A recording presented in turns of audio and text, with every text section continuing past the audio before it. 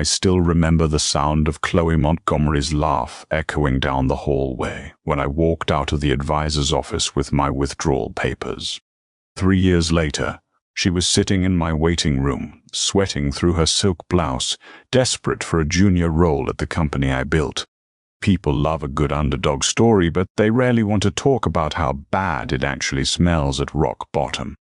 For me, rock bottom smelled like stale fryer grease, cheap industrial floor wax, and the damp, metallic scent of a 1998 Honda Civic that I was practically living out of.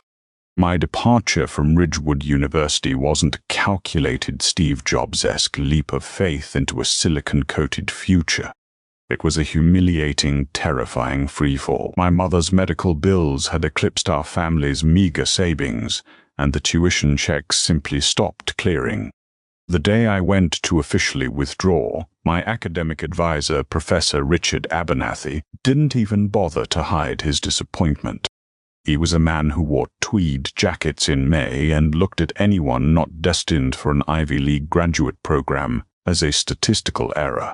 "You understand, Leo, that leaving now was professional suicide," Abernathy had said, peering at me over his wire-rimmed glasses, his hands folded neatly over a mahogany desk that cost more than my entire net worth.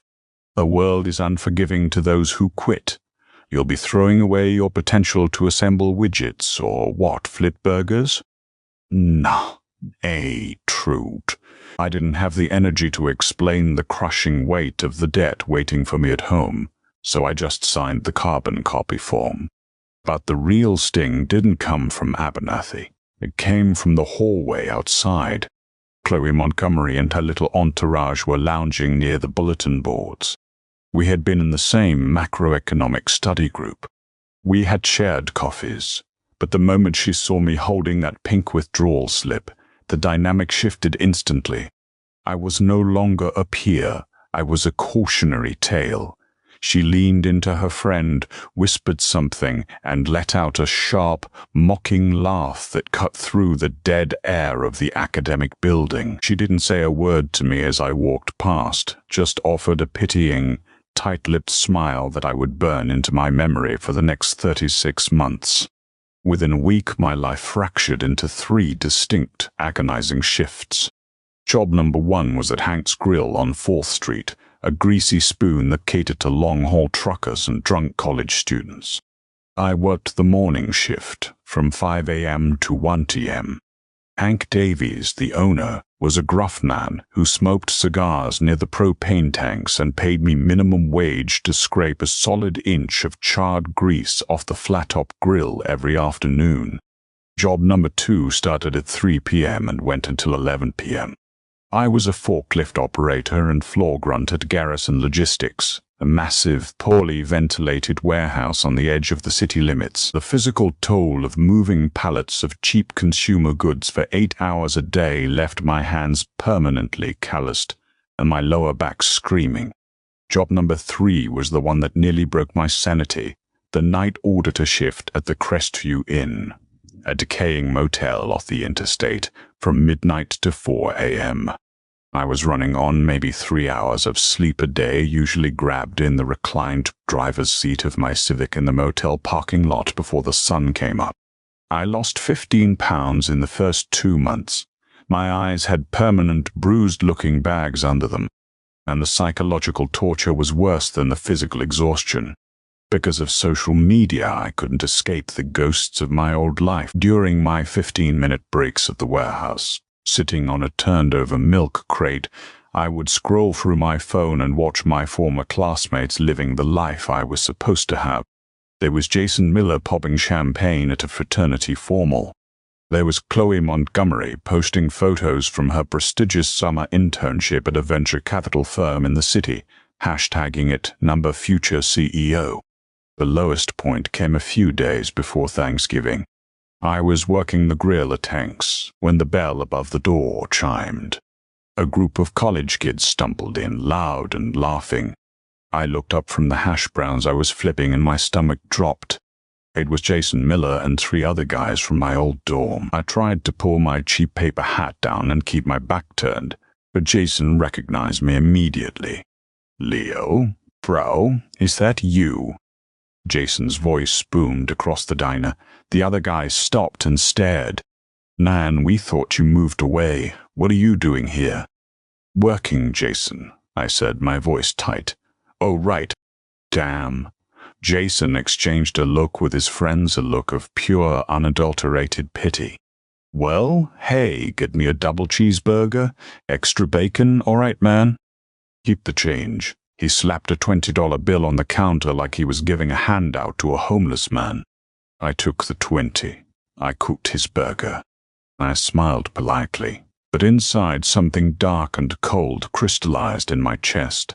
I wasn't just going to survive this. I was going to conquer it. I was going to build something so massive that none of these people would ever be able to look down on me again. The spark that ignited my way out didn't come from a flash of genius. It came from sheer frustration.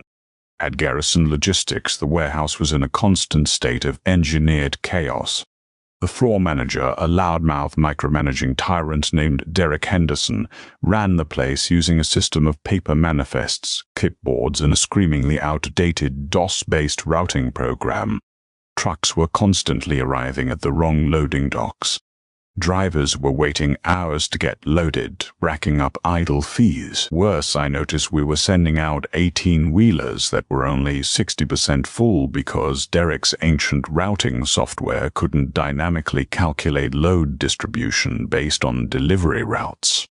It was a logistical nightmare, and it was costing the company tens of thousands of dollars a week in wasted fuel, man-hours, and delayed shipping penalties. During my night shifts at the Crestview Inn, the motel was usually dead silent between 1 a.m. and 4 a.m. While the world slept, I cracked open my beat-up second-hand Dell laptop. I couldn't afford a computer science degree, but the internet was free. Using the motel's spotty Wi-Fi, I began devouring everything I could find on Python, database architecture, and machine learning algorithms. I didn't sleep. The cold anger from that encounter at the diner fueled me. I drank terrible acidic coffee from the motel lobby and coded until my vision blurred. I was building a programmer-dynamic, predictive routing software designed specifically for mid-market logistics centers. I mapped out the exact inefficiencies I dealt with every day at Garrison and wrote codes to solve them. After 6 months of grueling, soul-crushing labor and sleepless nights, I had a working prototype. I called it OmniRoute. It was ugly, the user interface was practically non-existent, but the underlying algorithm was ruthless. It could process a warehouse's daily manifest, calculate truck capacities, factor in real-time traffic data, and spit out an optimized loading and routing schedule in seconds. I thought this was my ticket. I thought Garrison Logistics would be my first client, or at least reward me for saving them. That was my first major mistake in business, underestimating the ego of middle management. I approached Derek Henderson one Tuesday afternoon. I waited until his office was clear, walked in, and booted up my laptop. Derek, give me 5 minutes, I said. I've built something that will cut our loading dock bottlenecks by 40% and reduce idle shipping costs. Derek leaned back in his squeaky leather chair, picking at his teeth with a plastic flosser. You built something? You're a forklift driver, Leo. Go back to aisle 4. We got a pallet of dog food leaning. Just look at the screen, I insisted. I ran a simulation using the previous week's actual messy data.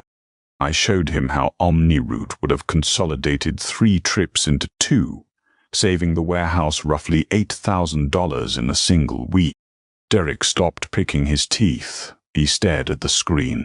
His eyes darted across the projected savings. For a split second, I saw realization dawn on his face. But then the mask slipped back on. It's just numbers on a screen, kid. Management doesn't care about your little video game. We have a system. Get back to the floor before I dock your pay. Defeated, I closed the laptop and walked out. I felt like an idiot. Abernathy was right. I was just a dropout flipping burgers and moving boxes. But 3 days later, the twist hit me like a physical blow. I was up in the break room grabbing water when I heard voices carrying through the thin drywall of the adjacent conference room.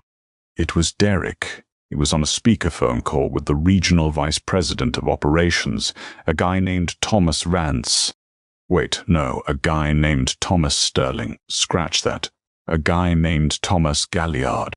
Yeah, Tom, I've been doing some after-hours modeling. Derek's voice oozed with unearned confidence. I've developed a new proprietary routing algorithm.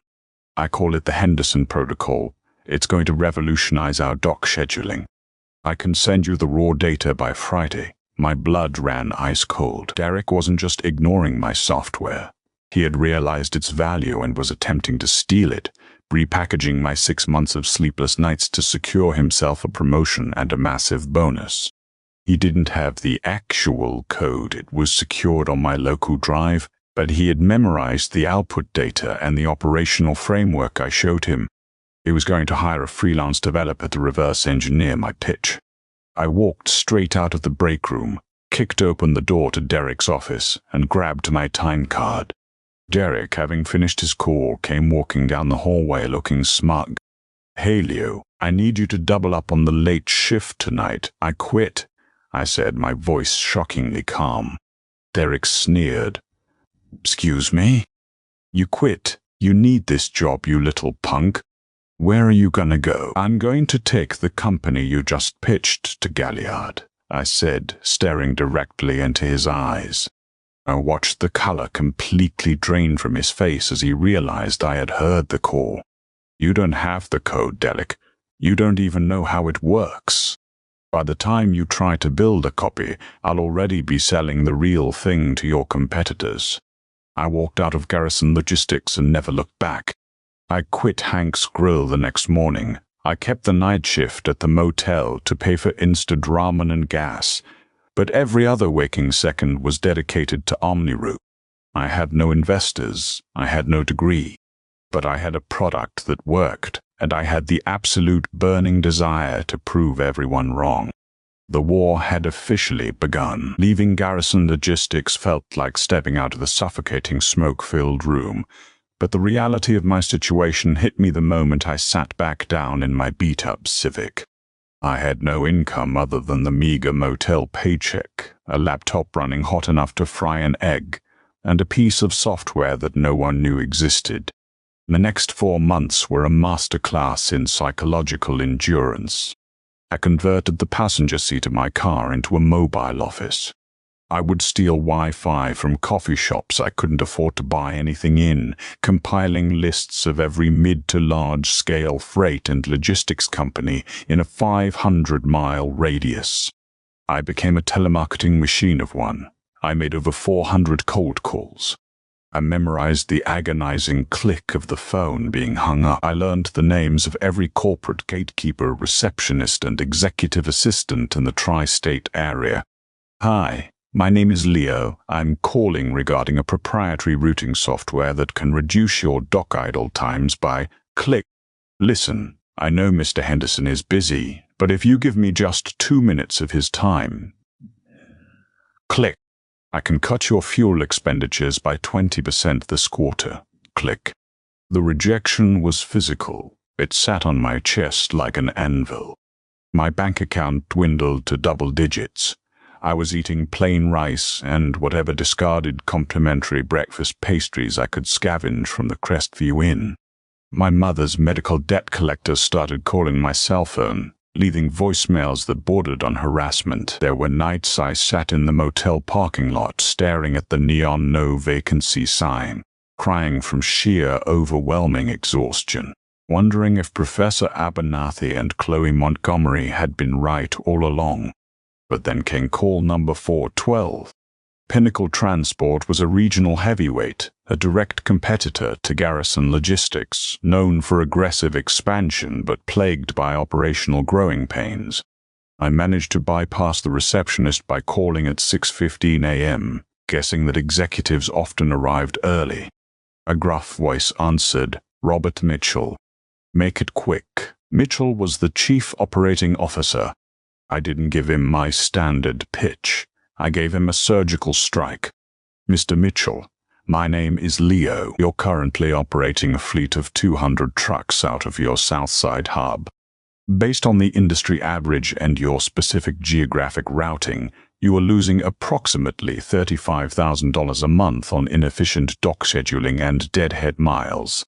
I have a software platform built specifically to fix it. Give me 10 minutes. If I can't prove it, I'll never call you again. Silence on the other end. For a terrifying second, I thought the line had dropped. Be in my office at 9, Mitchell grunted and hung up.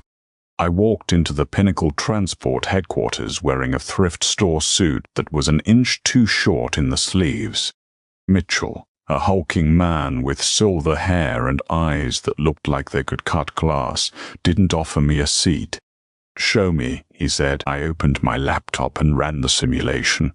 I explained the algorithm, the dynamic load balancing, and how the system bypassed the rigid linear scheduling everyone else used.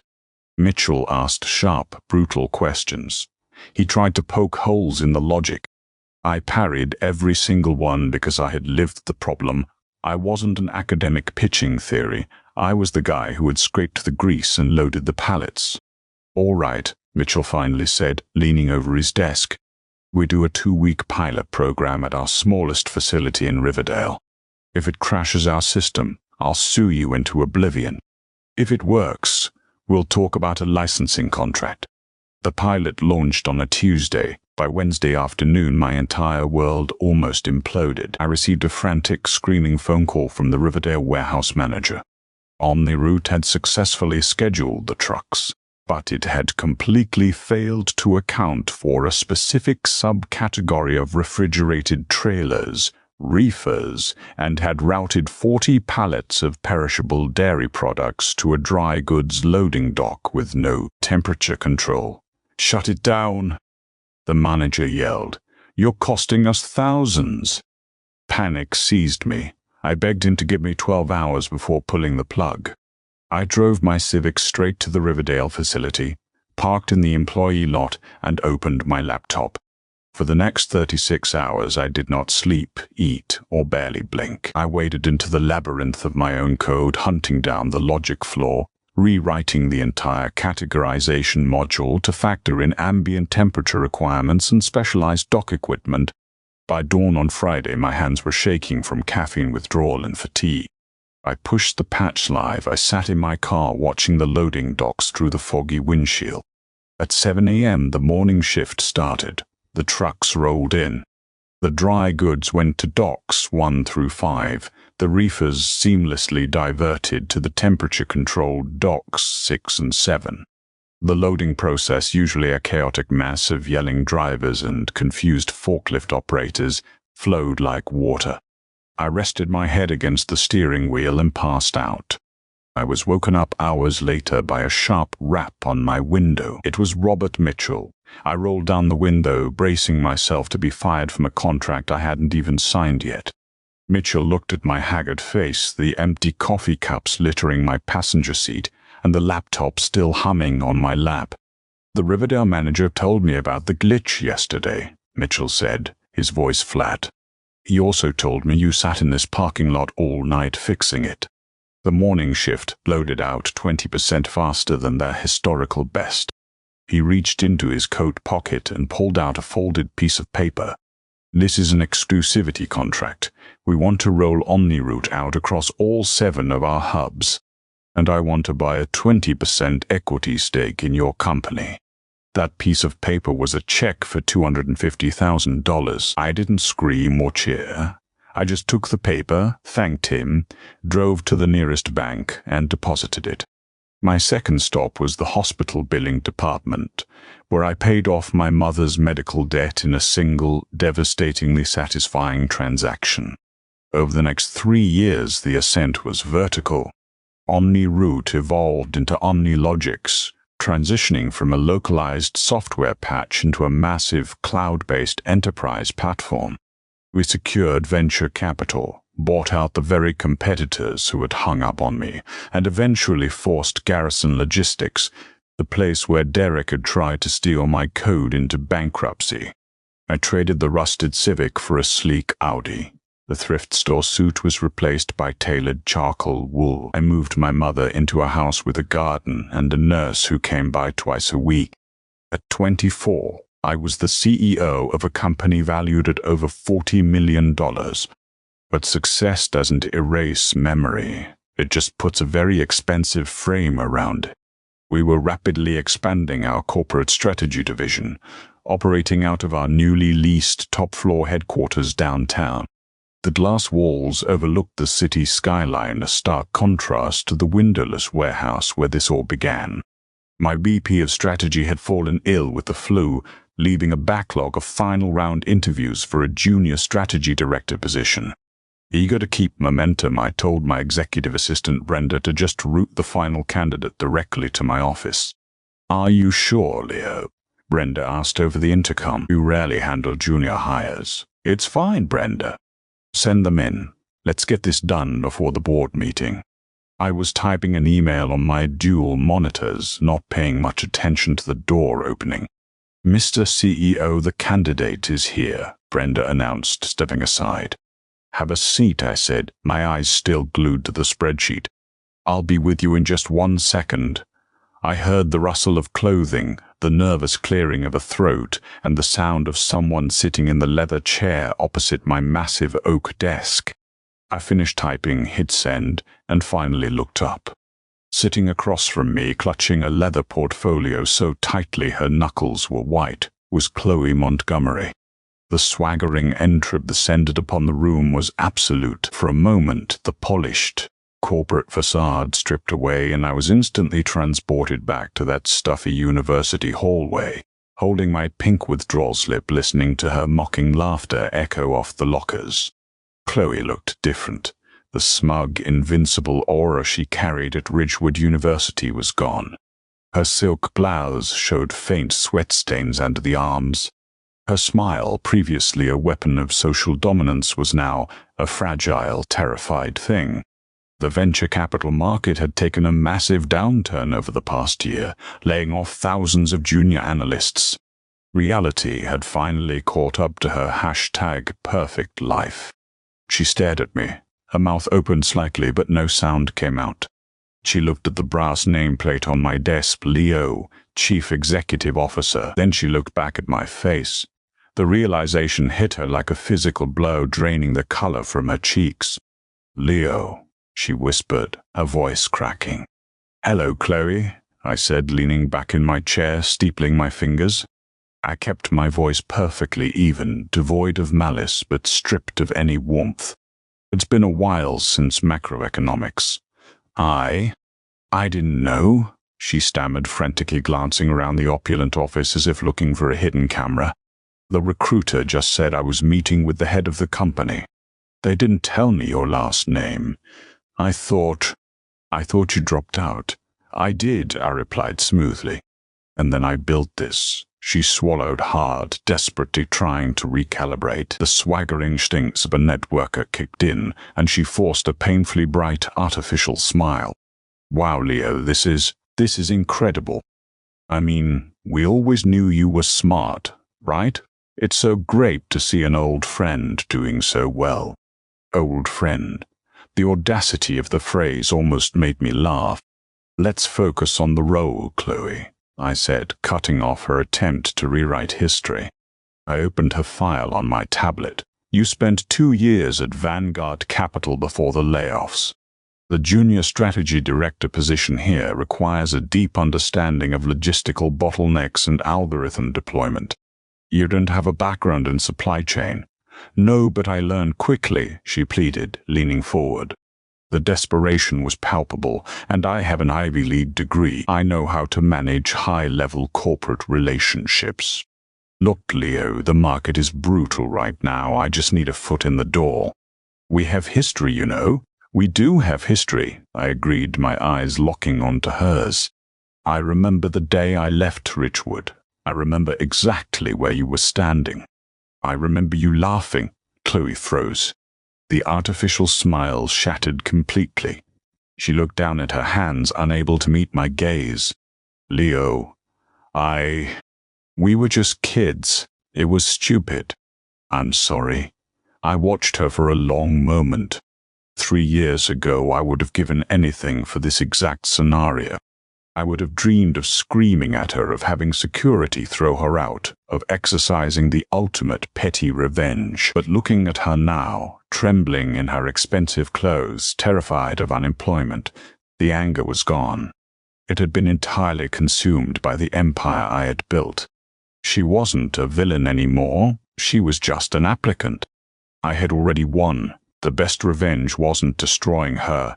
It was demonstrating the unbridgeable canyon between who we had become. Your degree is impressive, Chloe, but degrees don't build software, I said, my tone strictly professional. However, your background in financial modeling could be useful for our quarterly projections. She looked up, a glimmer of hope in her eyes. Are you saying... I'm offering you a 6-month probationary contract as a senior analyst, not a director, I stated, closing her file. You will report to my VP of Finance. You will be expected to work the hours required, and your performance will be evaluated entirely on metrics, not history. If you can deliver, there is room for growth. I slid a preliminary offer sheet across the desk. Chloe stared at the paper. She knew it was a demotion from what she wanted. She knew she would be working for the guy she had publicly humiliated. But she also knew she had no other options. With a shaking hand, she reached into her bag, pulled out a pen, and signed the paper. Welcome to OmniLogix, Chloe, I said, standing up to signal the end of the meeting. She stood up, her posture defeated. Thank you, mister. She caught herself. Thank you, Leo. Close the door on your way out, I said, turning back to my dual monitors. I listened to her footsteps retreat, the heavy oak door clicking shut behind her. I stood alone in the silence of my office, looking out over the city skyline. I remembered the smell of stale fryer grease. I remembered the damp chill of my Honda Civic. I remembered Professor Abernathy telling me I was throwing away my potential. I smiled, sat back down at my desk, and got back to work. If my journey from a greasy diner grill to the boardroom inspired you, hit that like button and subscribe for more real-life business stories. Have you ever had a moment where someone doubted you only for you to prove them wrong? Share your own underdog story in the comments below. I read every single one. Don't forget to ring the notification bell so you never miss an upload.